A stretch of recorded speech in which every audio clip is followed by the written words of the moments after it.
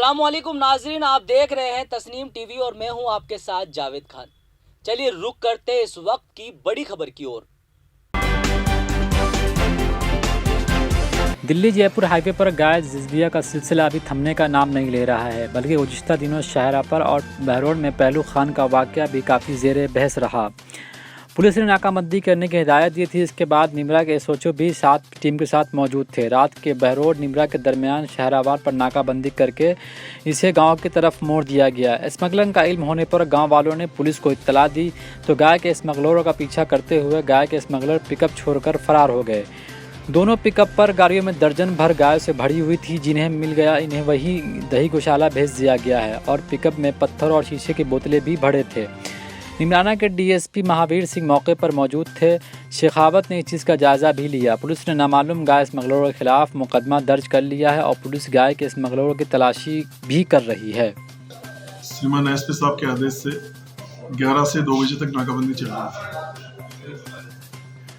थी। इसी दौरान 2:05 पर मालूम पड़ा कि बाटकनी गांव में पिकअप ने किसी गाड़ी की टक्कर मारी।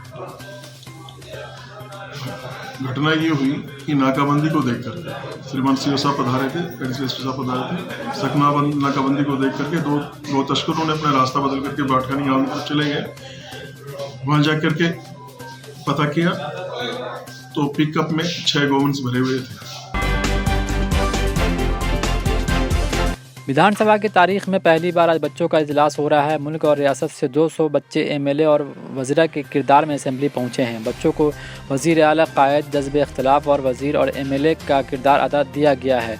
विधानसभा में बच्चों के बैठने का इंतज़ाम भी इसी के मुताबिक किया गया। असेंबली स्पीकर सीपी जोशी ने इफ्तिताही इजलास में कहा कि हमें बच्चों के जहन की बात सुननी होगी और इसके मुताबिक पॉलिसियाँ बनाने के बारे में भी सोचना होगा। जब मैं पंचायती राज के मरकज़ी वज़ीर के तौर पर बैरून मुल्क गया था तो वहाँ मकामी खुद मुख्तारी पर बहस हो रही थी और वहाँ बैठा एक तालिब इल्म सब कुछ बोल रहा था। जैसलमेर के फतेहगढ़ तहसील के शरई दिगाई मंदिर और इनसे अच्छी खबर आई है। हिमालयन गिरफिन गिद्ध की एक नायब नस्ल जो 10 साल कबल जैसलमेर से गायब हो गई थी अब नज़र आ रही है। इन गिद्धों को दिगराई और इनमें माहौलियात से मोहब्बत करने वालों के झुंड में देखा गया है। माहौलियात से मोहब्बत करने वाले अपने झुंड में देखकर काफ़ी खुश नज़र आ रहे हैं। अलवर के राजगढ़ के करीब देती गांव में पहाड़ के आसपास खेत में चल रही एक गाय के मुंह में इतना ज़ोरदार धमाका हुआ कि इसके आवाज़ से 500 मीटर दूर गांव में सुनी गई। गाय के निचले जबड़े के चिथरे उड़ गए। गाय खून से लथपथ वहीं पड़ी थी। बाद इसे अस्पताल ले जाया गया और वहीं इसके नाली में पानी भी पिलाना पड़ा। गाय एतवार की सुबह मर गई। शुबा है कि किसी शिकारी ने बारूद का आटा सुअर या किसी जंगली जानवर के शिकार के लिए रखा था जो गाय को चबाते फट गया। ये वाक़या 12 नवंबर को पेश आया। पुलिस तफ्तीश में मसरूफ है। असेंबली ज़िमनी इंतखाबात में शिकस्त के बाद बीजेपी में हंगामा शुरू हो गया है। वसुंधरा राजे को स्टार कैंपेनर कहने पर असेंबली में अपोजिशन लीडर गुलाब चंद कटारिया ने तबसरा किया कि स्टार कैंपेनर का नाम ही रह गया है। गुज़िश्ता इलेक्शन में वसुंधरा कहाँ थी।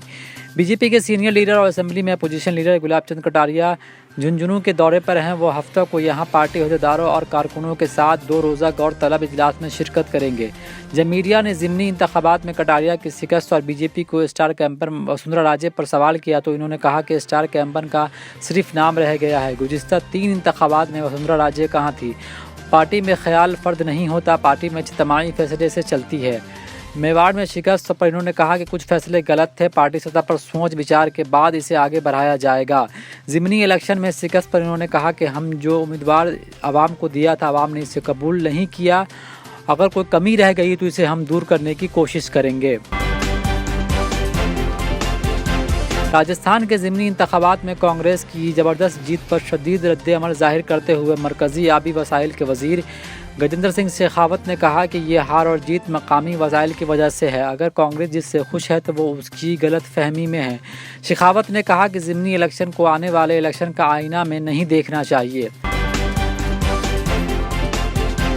उत्तर प्रदेश और पंजाब समेत पूरे मुल्क में कत्ल की सैकड़ों हौलनाक वारदातें करने वाला खौफनाक जिमार गैंग जयपुर में दाखिल हो गया है। यह गैंग जयपुर के मानसरोवर इलाकों में कई मकामात पर डेरे डालकर यूपी पुलिस से छिपा हुआ था, लेकिन वाक़या से पहले ही गैंग लीडर समेत 9 बदमाशों को जयपुर पुलिस कमिश्नरेट की क्राइम ब्रांच की टीम ने पकड़ लिया। इनमें यूपी एसटीएफ का 25,000 रुपये का इनाम मतरूफ साहब खान उर्फ सैफ अली उर्फ मुनाजिर 25 और इसके वालिदैन आदिल उर्फ शेर खान 50 साल भी शामिल है।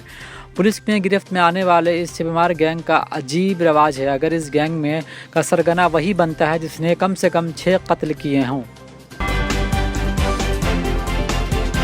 जिला नागौर में एक वीडियो सामने आया है जिसमें एक फौजी जवान कबड्डी डांस कर रहा है। इस दौरान फौज का ये सिपाही डीजे की धुन पर रक्स करते हुए ज़बरदस्त जिस्मानी फिटनेस का नमूना पेश कर रहा है। ये देखकर पास खड़े सब लोग हैरान रह गए। दरअसल भारतीय फौजी जवान राजू राम सयाग दिगाना इलाके के गडागी धागे गांव के रहने वाला है। इस वक्त श्रीनगर कश्मीर में तैनात है और इन दिनों छुट्टी पर अपने गांव में शादी पर आए हुए हैं।